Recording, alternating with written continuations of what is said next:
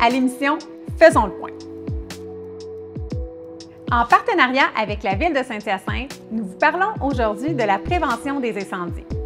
Près de 49 % des incendies se produisent dans des maisons liées à une distraction ou à une erreur humaine.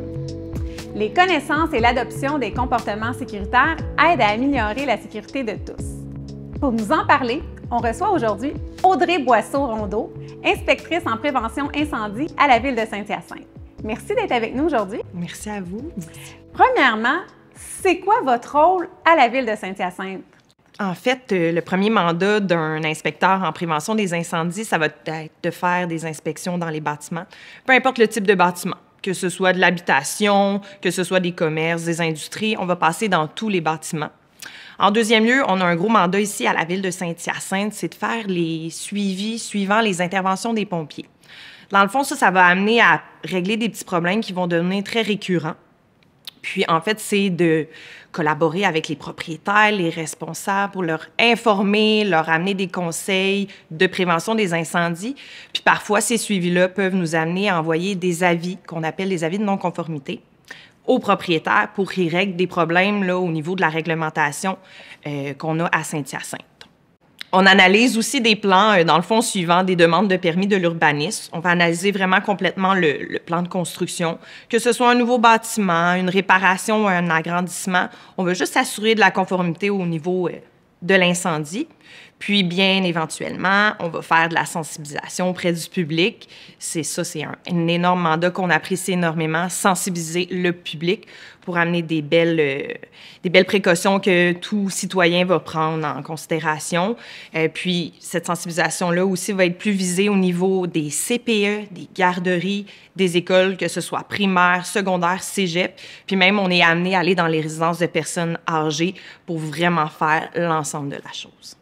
Est-ce que tu peux nous présenter le service incendie de la Ville? Bien sûr, dans le fond, nous, on est divisé de 4 casernes qui desservent 3 territoires. Présentation, Saint-Simon et bien entendu la Ville de Saint-Hyacinthe. Et sinon, dans le fond, on a 2 casernes qu'on a des pompiers en tout temps, 24/24, qui vont répondre aux appels. À peu près là, une majorité de 10 pompiers là, sur place tous les jours. Vous répondez à combien d'appels environ par année? Et puis, c'est quel genre d'appel? C'est pour quelle situation? Parfait. Bien, en fait, en 2022, on a répondu à plus de 1100 appels. Ces 1100 appels-là, en fait, on fait 55 incendies de bâtiments. Puis, pour vous donner un petit aperçu, 30 de ces incendies-là ont été seulement en habitation.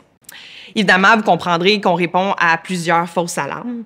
Fausses alarmes, nous, dans notre jargon, on va appeler ça une alarme incendie non fondée. Une alarme incendie non fondée, ce que c'est un signal qui fait le déclenchement du système d'alarme incendie, qui fait en sorte qu'on fait déplacer les pompiers inutilement. Le meilleur exemple que je peux vous donner, en fait, c'est une station manuelle déclenchée. Une station manuelle étant ceci. Dans le fond, c'est une station manuelle qu'on déclenche malicieusement, qui est souvent vue malheureusement dans les écoles. Il y a des petits-enfants qui vont déclencher ceci, puis nous, ça occasionne le déplacement inutile des pompiers. Qu'est-ce qu'on peut faire pour éviter les fausses alarmes? Plusieurs précautions peuvent être faites en termes d'éviter des fausses alarmes. Principalement, je vais parler des bâtiments d'habitation. Ceux qui vont habiter dans des logements sous un système d'alarme incendie. Dans le fond, il y a un système d'alarme incendie dans leur bâtiment. Ce qu'il ne faut pas oublier, c'est que les corridors communs ou cages d'escalier vont comporter des composantes qui, eux, font la détection.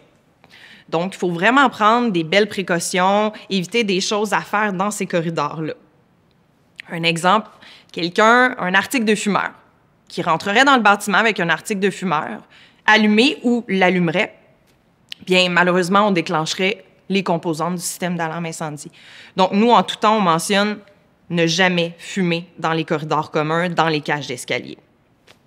L'alarme incendie non fondée qu'on va vraiment répondre fréquemment, c'est, dans le fond, la fumée de cuisson. Il arrive à tout le monde de faire brûler des choses, c'est inévitable, mais ça l'enchaîne de la fumée. On s'entend, on ne veut pas cette fumée-là dans notre appartement. Donc, l'instinct des gens, ce qu'ils font, ils vont ouvrir leur porte du corridor. Dans le fond, la porte de logement menant au corridor. Mais ça, c'est pas bon. Ça va faire, encore une fois, déclencher le système d'alarme incendie. Donc, ce qu'on demande aux gens, c'est ouvrir vos fenêtres. Si vous avez une porte patio, vous ouvrez la porte patio. C'est la meilleure ventilation pour vous pour éviter une fausse alarme. Et comme mentionné tantôt au niveau des stations manuelles déclenchées malicieusement, il existe des boîtiers qu'on peut ajouter sur ces stations manuelles-là, qui fait en sorte que si quelqu'un veut la déclencher, il l'ouvre, ça fait un cri sonore. La plupart du temps, les gens ils ont peur, ils décident de pas la déclencher, fait que ça nous évite une fausse alarme. C'est juste qu'il faut demander au propriétaire d'ajouter ceci. Souvent, ils ne savent juste pas que ça peut exister. Mais c'est une bonne chose à apprendre ou à savoir pour certaines personnes. Ah oui, oui. Il faut simplement le savoir. Hein? Souvent, c'est de l'inconnu. Une fois que c'est su, on peut effectuer les correctifs. Audrey, c'est quoi les bons comportements sécuritaires à adopter quand on veut éviter un incendie?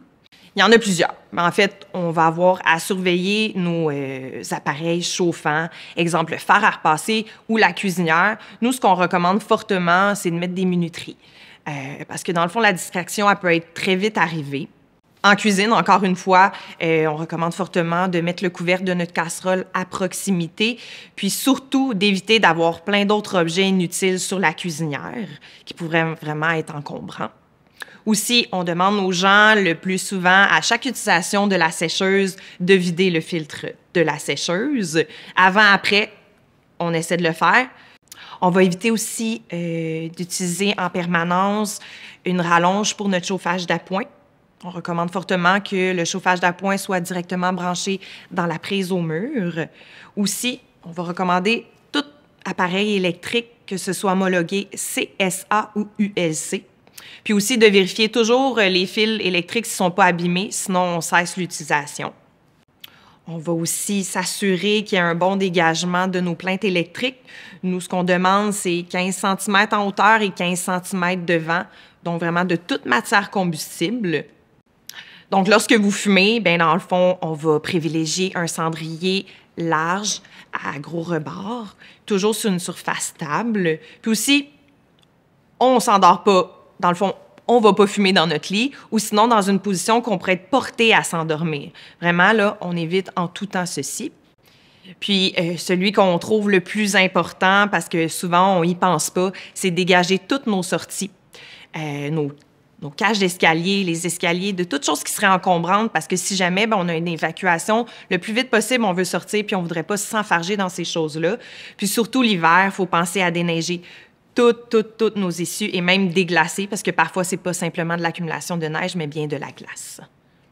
Et bien sûr, avec tout ça, il faut avoir nos avertisseurs de fumée en très bon état. Est-ce que tu peux nous en parler aussi? Bien sûr, en effet, là, tous les occupants d'une maison, d'un logement, se doivent d'avoir des avertisseurs de fumée qui fonctionnent. On a deux types d'avertisseurs de fumée. On a celui à ionisation. En fait, celui-là va être plus idéal pour les chambres à coucher, les corridors, parce que lui, il est plus facile de détecter la fumée ou les vapeurs. Le deuxième type qu'on a, c'est photoélectrique. Lui va être idéal pour près de la cuisine ou près de la salle de bain parce que lui, il va être moins sensible à la détection de la fumée et des vapeurs. Donc, il va être recommandé d'avoir un avertisseur de fumée à chaque étage, y compris le sous-sol, même s'il n'y a pas de chambre à coucher. On va aussi recommander fortement, si souvent les enfants vont dormir la porte fermée, de mettre un avertisseur de fumée à l'intérieur de la chambre.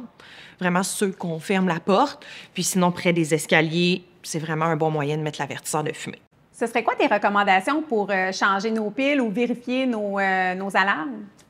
Bien, en fait, souvent, on va privilégier à changement d'heure parce que ça, c'est annoncé partout. Le changement d'heure est annoncé partout. Donc, nous, dans le fond, ça fait que c'est 2 fois par année. Dans le fond, on vérifie les avertisseurs de fumée à l'aide du bouton « Test ». Laissez vraiment votre doigt pour être certain d'entendre le timbre sonore. Puis sinon, bien, au changement d'heure, même s'il fonctionne, on privilégie de changer la batterie à ce moment-là. Donc, on élimine la batterie, on en met une neuve. Puis, en fait, là, aussi pour vraiment faire un ensemble de la chose, aussi on s'assure que notre avertisseur de fumée ne serait pas peint. Parce qu'en tout temps, on ne doit jamais peindre un avertisseur de fumée. Fait que si jamais vous auriez un nouvel appartement ou une nouvelle maison que vous verriez l'avertisseur de fumée peint, il faudrait simplement le changer. Comment vous procédez pour connaître les causes d'incendie? En fait, il va y avoir certains pompiers qui vont être formés en recherche et cause. Ça, c'est inévitable. Dès qu'il y a un incendie, il y a une enquête qui s'ouvre. Puis si l'incendie est causé volontairement, qu'il a causé des décès, des blessures ou qu'on soupçonnerait une activité criminelle, c'est directement dirigé à la Sûreté du Québec immédiatement. Est-ce qu'il y a beaucoup d'incendies criminels dans la ville? En fait, en 2022, il y a seulement à peu près moins de 10 dossiers qui ont été transférés à la Sûreté du Québec. Le gouvernement du Québec recommande aux citoyens, à la population, de préparer un plan d'évacuation en cas de besoin. Puis en quoi ça consiste?